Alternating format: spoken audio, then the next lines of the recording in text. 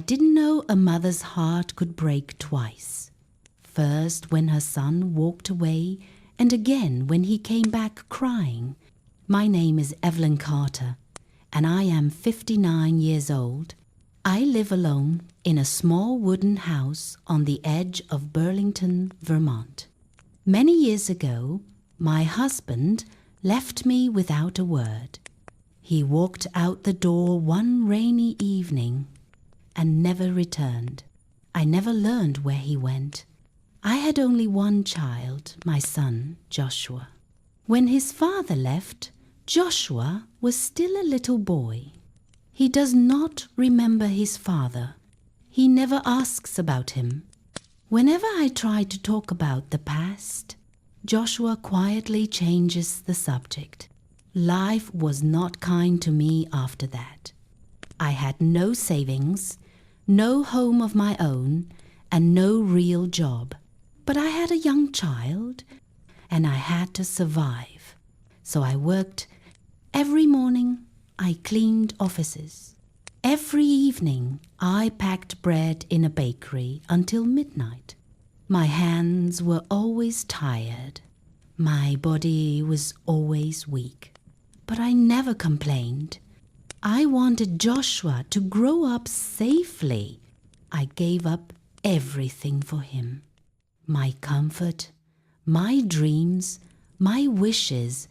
I wore old clothes, cooked simple meals, and saved every dollar for rent, school books, and bills. Life was heavy, but I carried it with love. Joshua grew up to be a polite, hard-working young man. When I looked at him, I felt proud. I believed he would always stay close to me. I thought he would never forget the mother who raised him alone. But when Joshua turned 26, everything changed. One afternoon, he came home smiling. He told me about a woman named Elena. He said she was bright, elegant, and full of life. His voice softened when he said her name. And because he was happy, I was happy too. The next weekend, he brought Elena for dinner. She was polite. She smiled. She complimented my home. She said my cooking was delicious. But when I looked into her eyes, something inside me trembled. There was a coldness, a sharpness I could not explain. Still, I said nothing. I only wanted my son to be happy. But slowly, Elena began to change him. She never insulted me directly. No. She used small, quiet words that cut gently, almost invisibly. Joshua, your clothes look outdated. Why don't we eat somewhere nicer? My friends don't live like this. Joshua began to shift. The way he dressed, the way he spoke, the way he acted. He stopped visiting old friends. He stopped joining our Sunday dinners. At first, he said he was busy with work. Then he was tired. And then he simply stopped coming. His calls became short. I have to go, Mom. Before I could say anything, the line went silent. One day, I told him, Joshua, you seem different. I'm worried. When I mentioned Elena, he snapped. You're jealous, Mom. You don't want me to be happy. His words pierced through me. I wasn't jealous. I only feared he was losing himself, but he couldn't see it. He chose her over me. Weeks passed, then months. My house grew colder, quieter, emptier. Every morning, I stared at my phone, hoping it would ring. Every night, I watched out the window, waiting for him to come home. He never did. One day, I gathered my courage and went to Joshua's apartment. My hands trembled as I knocked. Elena opened the door. Her eyes were icy. Her voice was sharp. "Is Joshua home?" I asked softly. "I need to see him."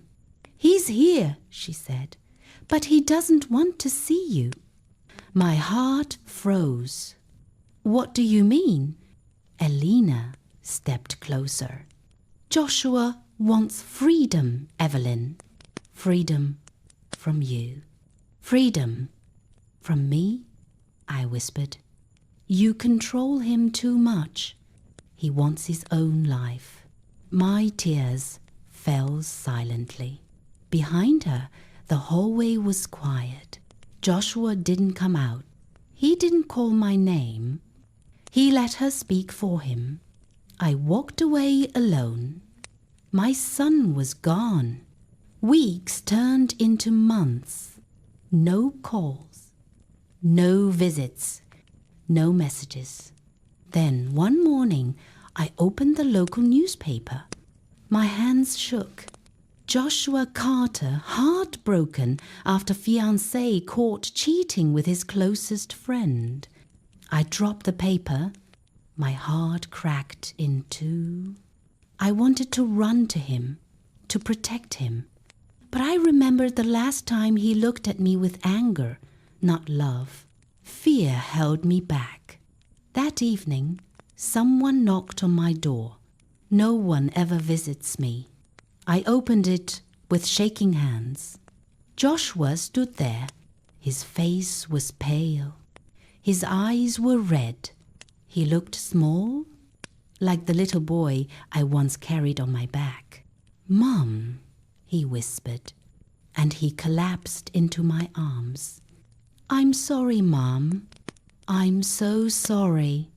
I held him tightly. All my pain disappeared in that moment. I didn't see the man who hurt me. I only saw my child. Joshua moved back home soon after. Now I hear his voice in the mornings. I hear him laugh again. My home is warm once more. People ask, "How can you forgive him? How can you forget the pain?"